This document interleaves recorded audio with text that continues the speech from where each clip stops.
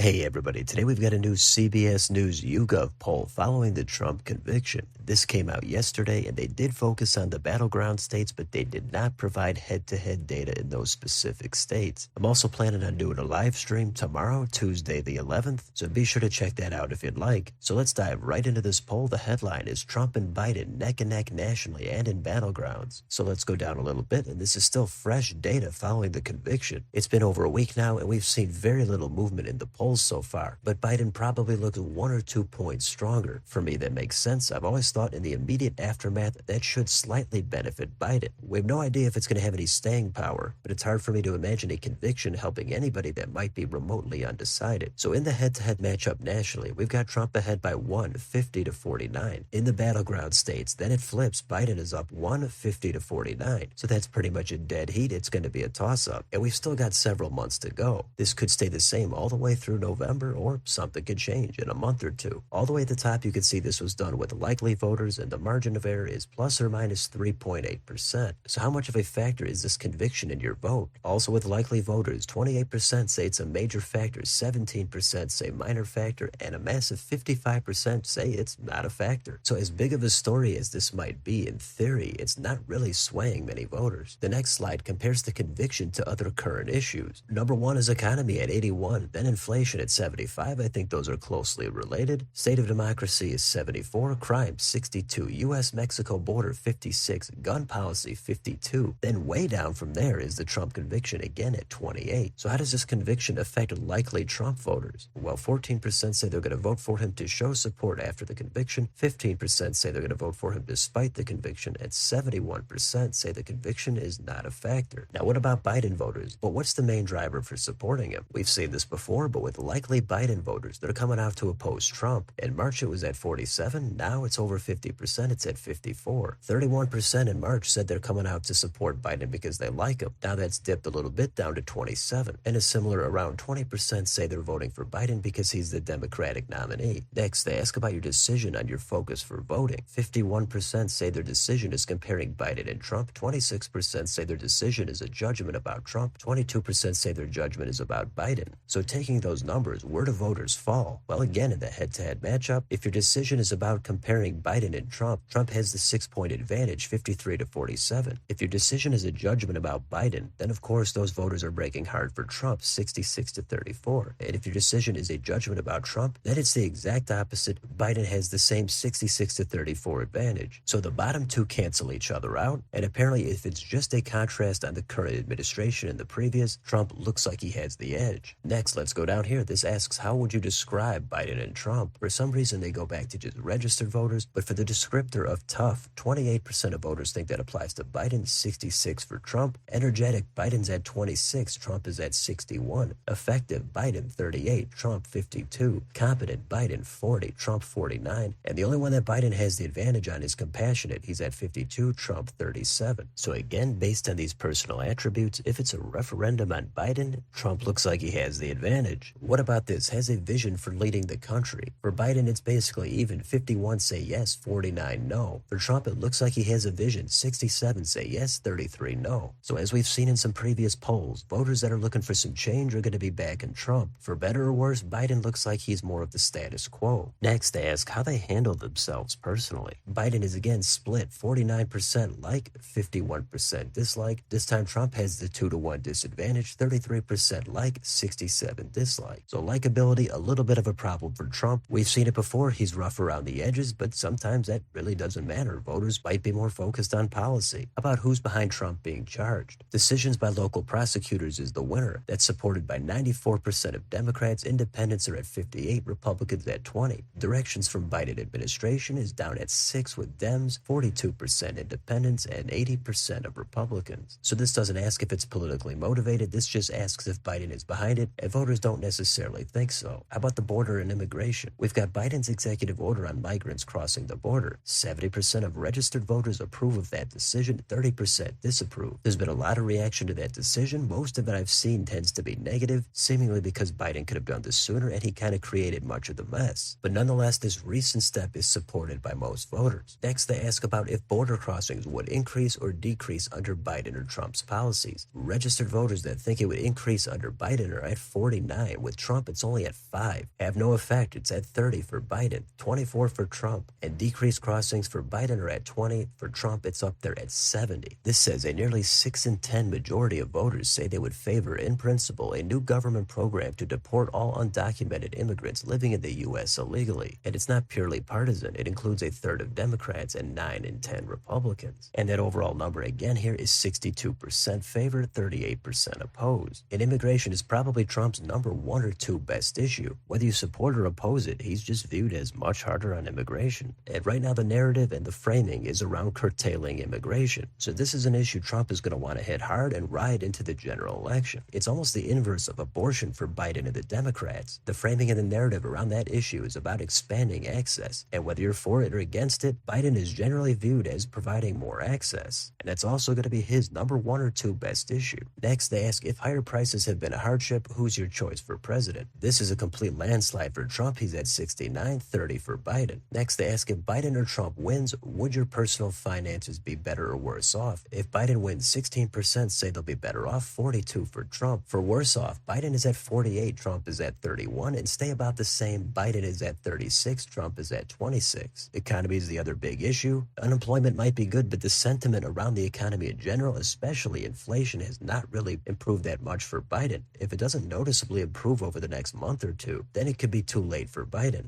Then they focus on 3 key demographics: black voters, women, and independents. Who are those likely voters going to break for? With black voters, Biden is at 81 and Trump is at 18. There's been a lot of talk about Trump maybe cracking 20% with black voters. It's a bit of a lofty goal, but even if it was only at 18, that would be an improvement for Trump. With women, Biden is up by 9, 54-45, and independents very slightly break for Biden, 50-48. So those are some groups that are leaning toward Biden. Down here, we've got the ones leaning toward Trump. Voters age 65 and up, that's a big gap for Trump, 58-41. That kind of defies some other polls we've seen where they've been closer, maybe Biden even having a slight lead among older voters. White voters with no college degree easily break for Trump, 64-36, and Republicans go for Trump, 94, but Biden is picking up 5%. And the last slide is voters that say they will definitely vote in the 2024 election. Nationally, Democrats are at only 78%, while Republicans are at 90. But in the battleground states, it's dead even. Democrats are up by 1, 87-86. So that might be a little bit concerning for both sides. Nationally, Democrats are not really motivated across the country. But the whole election is going to be won in the battlegrounds. And in that case, Republicans have to get their enthusiasm up a little bit to what it is nationally. So that's where things are at in this YouGov poll. Down here, they provide the crosstabs and the specific question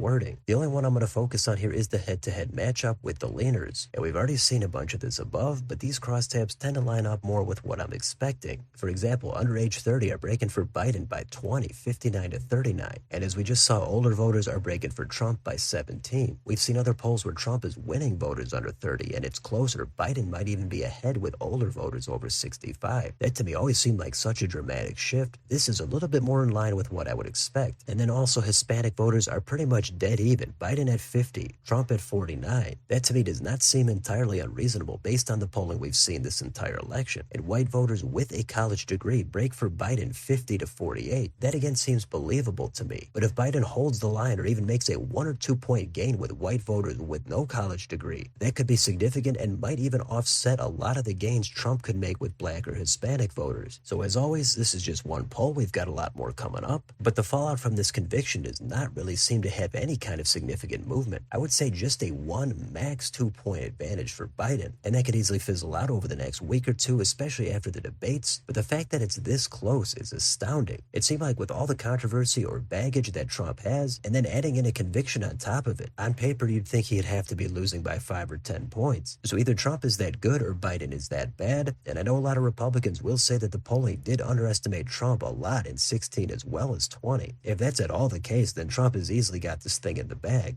But if the economic sentiment turns around and late breakers go toward Biden and abortion is a key motivator, then there could easily be some Biden voters that the polling is not tapping into. We'll see what happens, but that's a recap of this poll from CBS News, so let me know in the comments. Is there any data that you're taking note of on this poll? Do you think there's been any movement in either direction? What do you make of Trump being even or even ahead in the national polling? Is anything going to change? Let me know down below. On your way out, don't forget to like, share, and subscribe. Join if you'd like to support the channel. Thanks for watching, and I'll see you next time.